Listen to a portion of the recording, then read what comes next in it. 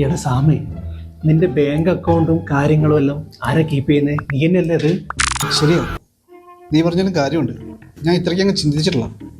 രോഹിണി, രോഹിണി, ചായ ആയി, ഇതാ വരുന്നേടാ. എന്താ? അതെ, നിന്റെ അക്കൗണ്ടിലുള്ള ഫുൾ എമൗണ്ട് എൻ്റെ അക്കൗണ്ടിൽ ട്രാൻസ്ഫർ ചെയ്യും. ഇതപ്പം അങ്ങനെ തോന്നാൻ എന്ത് പറ്റി? ഇനി അങ്ങോട്ടേക്ക് പൈസയുടെ ഫുൾ ഡീലിങ്സ് ഞാൻ നൽകണം. നീ സജേഷ് ഭായിനെ കണ്ടില്ലേ? പുള്ളിയുടെ വീട്ടിലെ ഫുൾ കൺട്രോൾ പുള്ളിയുടെ കയ്യിലാണ്. ഇവിടെ അങ്ങനെ മതി. ഇനി തൊട്ട് ഫുൾ കൺട്രോൾ എൻ്റെ കയ്യിലായിരിക്കും. നീ വേഗം പൈസ സെൻഡ് ചെയ്തേ. ശരി എന്നാ, കണ്ടന്റ് ഇഷ്ടം പോലെ നടക്കട്ടെ. അയച്ചേക്കാം. അയച്ചിട്ടുണ്ട്, നോക്കി. ശരി. ആ സജേഷ് ഭായി, സജേഷ് ഭായി,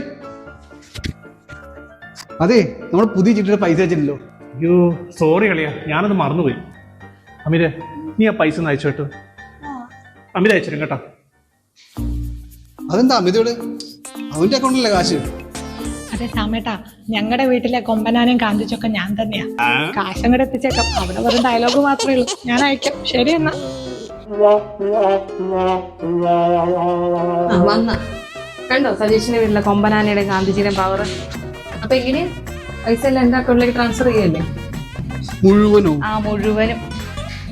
സീരിയസ് ആയിട്ടാ. അല്ലാതെ കോമഡി എനിക്ക് ഇഷ്ടം. കൊമ്പനാനയും ഗാന്ധിജിയും വന്നിരിക്കുന്നു.